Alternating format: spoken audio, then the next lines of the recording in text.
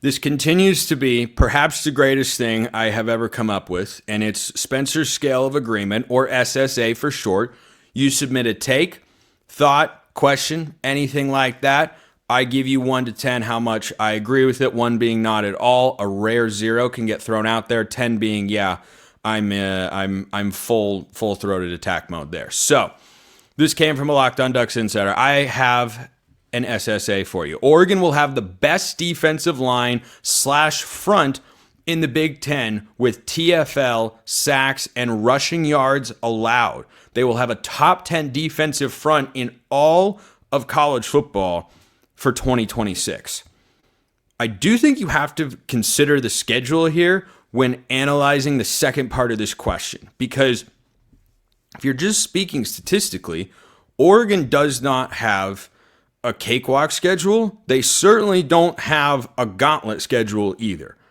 I think a driving force behind their win total being tied for the highest in all of college football, FanDuel doesn't really put out 11.5 win totals in a 12-game season. Oregon's win total is 10.5 for the second straight year. Last year, of course, they went over and went 12-0, as I and many others predicted them to do. Last year's schedule, tougher than this year's schedule. And this year's team, not quite as good, I don't think, as last year's team. But so you balance those things out, and FanDuel's letting you put your money on either side of exactly the same number there. So when you consider the schedule, that's of course going to impact what sort of stats you put up. If Oregon doesn't play Ohio State last year, how much better do their defensive numbers look? Pretty significantly.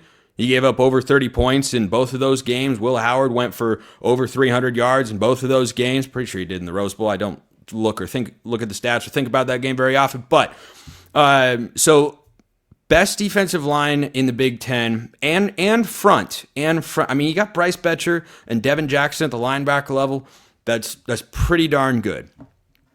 Big Ten with TFL, sacks, and rushing yards allowed, top 10 in all of college football. Let me put a 5. Let me put a 5 on this. The reason that I'm a little soft on that one is not because I don't love Oregon's front. I do.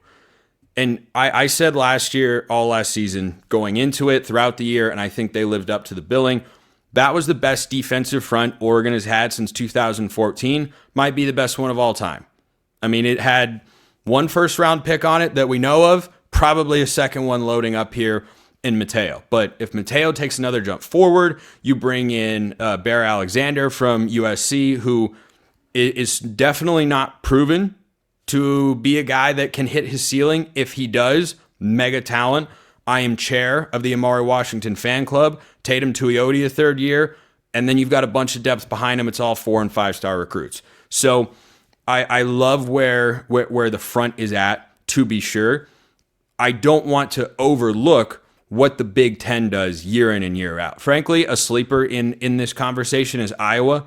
Iowa's defense, I have my own opinions and jokes that I make about Iowa, of course, but because who the heck doesn't?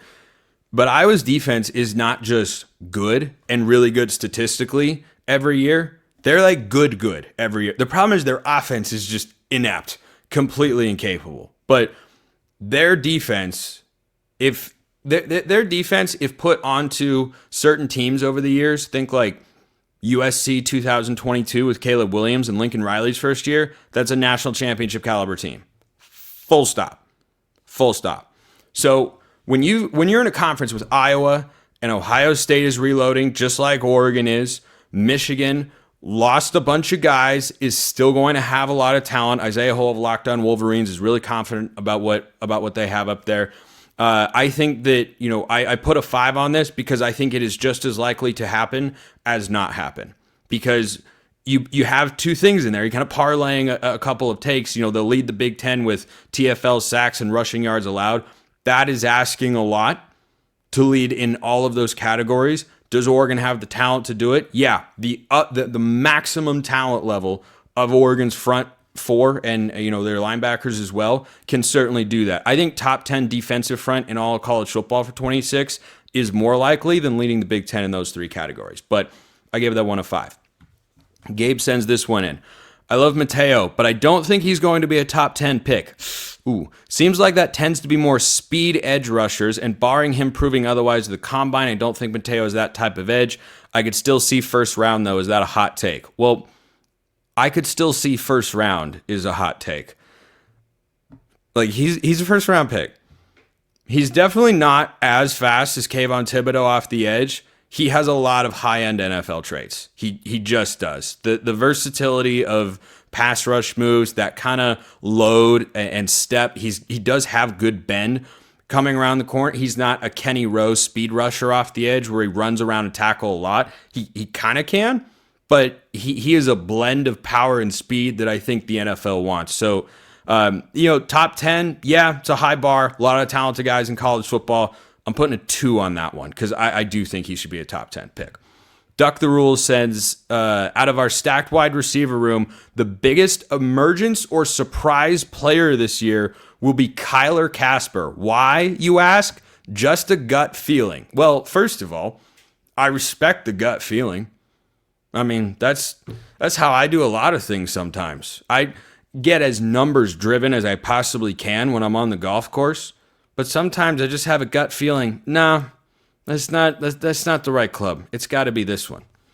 I do that all the time. I did that earlier today, playing golf with my dad and my brother, and I will do that again tomorrow. So I get the gut feeling sort of thing. The biggest emergence will be Kyler Casper. You know what? I'm going to put a 6 on that. I'm going to put a 6, more likely than not, just slightly, because this is a guy who last year, it's really easy to forget because a lot of the exciting stuff and the best parts of Oregon season and the best football Oregon played came after this stretch. But if you go back and watch the first about 4 games, I don't remember exactly the game he got injured. I know he played in the UCLA game. He had a role in this receiving core. It was a specialized role because he's 6'5", and Oregon doesn't have another 6'5" receiver. But this is a guy who drew 1 or 2 pass interference penalties in the end zone. I think one of them came against UCLA, and I think there was another one against Oregon State. I could be remembering that wrong. But there was a role for him to play that was just for him. I don't see why he wouldn't have at least that role again. Now you remove Evan Stewart from the equation with his injury, and Kyler Casper is going into his 4th year of college football.